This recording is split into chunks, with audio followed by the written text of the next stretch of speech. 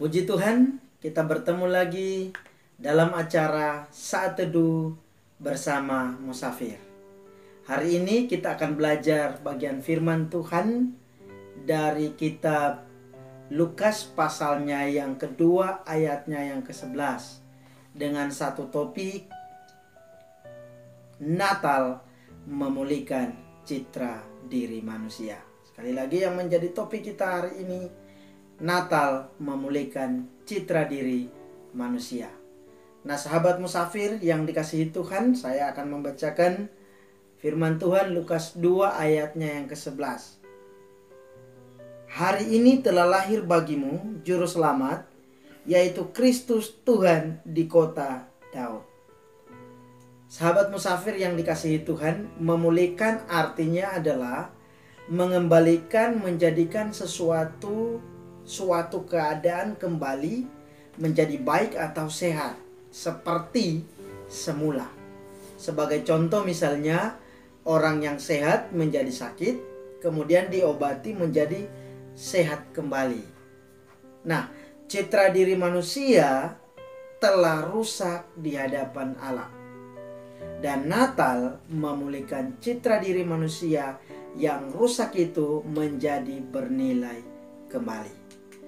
Sahabat musafir yang dikasihi Tuhan, kita harus memahami sebagai umat manusia, orang yang percaya bahwa identitas diri kita atau nilai diri manusia itu di hadapan Allah, kita ini adalah gambar dan rupa Allah.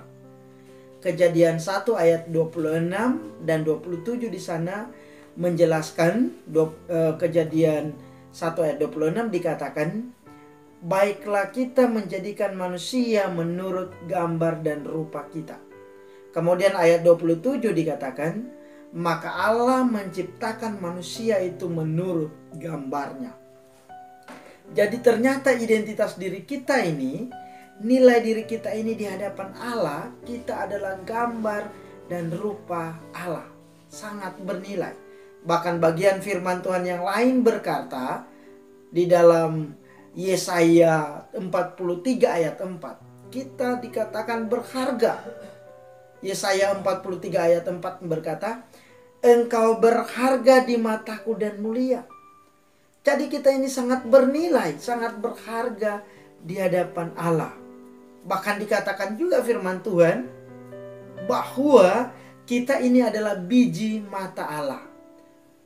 Kalau melihat di dalam kitab Ulangan 32 ayat 10b dan Sakaria 2 ayat 8b, kita bisa melihat di sana. Kalau di Ulangan 32 ayat 10b dikatakan, dikelilinginya dia dan diawasinya, dijaganya sebagai biji matanya. Nah, kita ini diawasi, dijaga oleh Tuhan sebagai biji matanya. Mata, sahabat musafir, adalah bagian tubuh, salah satu bagian tubuh yang paling kita lindungi. Kita jaga, bahkan kena debu sedikit saja, itu kita kelilipan, itu kita kesakitan. Kita sangat melindungi bagian mata kita ini. Nah, kalau kita dikatakan kita biji mata Allah, kita dijaganya, berarti kita betul-betul dia lingkupi, dia jaga benar-benar. Bahkan kalau melihat di Sakaria 2 ayat 8 dikatakan, siapa yang menjamah kamu berarti menjamah biji matanya. Kata menjamah di dalam Sakaria 2 ayat 8b ini nuansanya negatif. Artinya siapa yang mencederai engkau, siapa yang mau mencoba-coba mencelakai engkau, itu seperti mencelakai biji mata Allah. Artinya siapa yang mau mencederai kita yang bernilai berharga ini, seperti mencederai biji mata Allah, Tuhan akan marah. Tuhan akan menghukum, bahkan mungkin membinasakan orang yang mencederai biji matanya.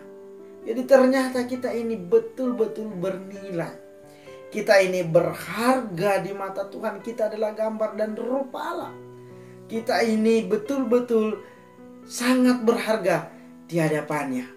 Tapi sahabat musafir yang dikasihi Tuhan, ketika jatuh dalam dosa, gambar diri Allah pada manusia rusak. Tapi perhatikan, ketika jatuh dalam dosa memang gambar diri itu rusak, bukan hilang. Gambar diri Allah pada diri manusia tetap ada, hanya saja gambar diri Allah itu rusak karena dosa manusia.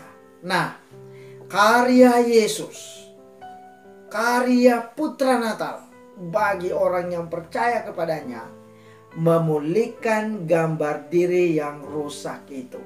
Tetapi memulihkan gambar diri itu dengan bayaran nyawanya.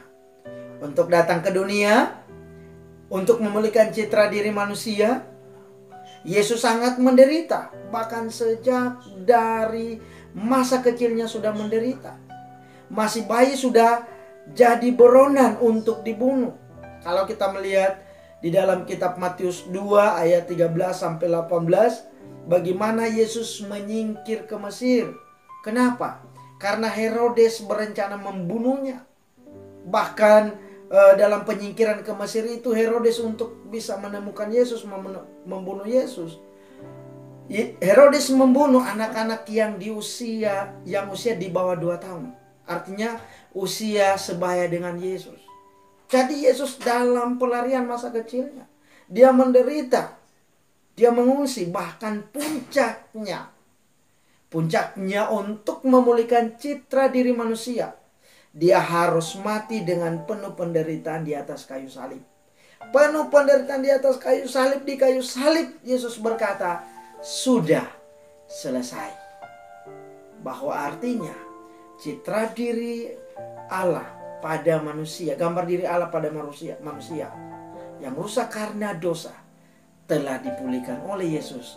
Dengan karyanya dia datang ke dunia sebagai Putra Natal, kemudian mati di atas kayu salib. Sehingga citra diri kita dipulihkan kembali menjadi berharga di mata Tuhan. Oleh karena itu, sahabat musafir yang dikasihi Tuhan, pahami dan yakini identitas diri kita di hadapan Allah. Apapun dan siapapun kita adalah gambarnya Allah yang sudah dipulihkan.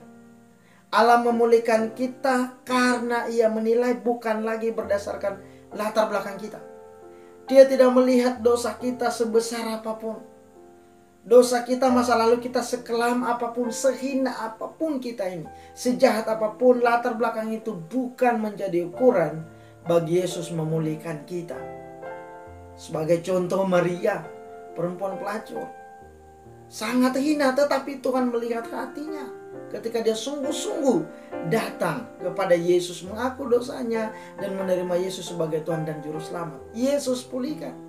Petrus yang mengkhianati, pengkhianatan sangat berat. Pengkhianatan kita alami itu betul-betul menyakitkan kita. Tapi ketika Petrus menyadari kesalahannya dan dia bertobat, Yesus pulihkan. Jadi sebesar apapun salah kita, sebesar apapun dosa kita, bukan ukuran bagi Yesus untuk memulihkan nilai diri kita yang rusak karena dosa. Dia akan pulihkan kita bernilai kembali. Bahkan Yesus untuk memulihkan kita tidak melihat fisik kita. Kita punya kekurangan dalam diri kita. Apapun kekurangan kita tidak menjadi kurang. Apakah kita pandai kurang pandai bukan ukuran untuk dipulihkan oleh Yesus. Semua kekurangan kita tidak akan menjadi persoalan bagi Yesus. Kenapa? Karena untuk memulihkan kita, dasarnya adalah karya Yesus yang telah datang ke dunia sebagai Putra Natal. Dia mati di atas kayu salib untuk menebus dosa kita. Dan kalau kita menerima Dia sebagai Tuhan dan Juru Selamat kita, di sanalah kita dipulihkan. Kita mengaku dosa kita dengan sungguh-sungguh, dengan hati yang suci, dengan hati yang tulus, maka kita akan dipulihkan. Nilai diri yang rusak itu akan dipulihkan menjadi bernilai kembali. Oleh karena itu, mari sahabat musafir yang dikasihi Tuhan, kita hidup di dalam pemulihan Allah dengan identitas atau citra diri yang baru. Ketika kita lahir baru, kita mengaku dosa kita di hadapan Kristus, menerima Dia sebagai Tuhan dan Juru Selamat kita, maka nilai diri kita telah dipulihkan, kita kembali berkenan di hadapan Tuhan. Karena itu mari sahabat musafir yang dikasihi Tuhan, Natal ini responi dengan menerima Yesus sebagai juru selamat. Hidup dalam Dia dan berperilaku sesuai dengan kehendaknya.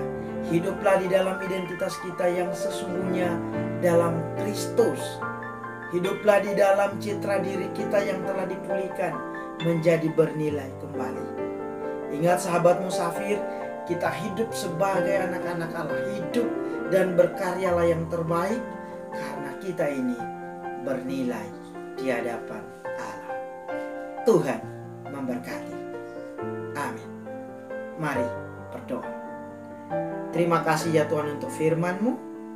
Tolong kami supaya dapat memahaminya, mengerti dengan baik, dan menjadi kekuatan dalam hidup kami, membuat kami terus semangat, tidak patah arang, tidak kecewa, tetapi kami sadar bahwa ternyata sebesar apapun dosa kami, sekelam apapun masa lalu kami, nilai diri Allah dalam hidup kami rusak, tetapi dengan karya nyata kami dipulihkan kembali dan berkenan kembali di hadapan-Mu ya Tuhan.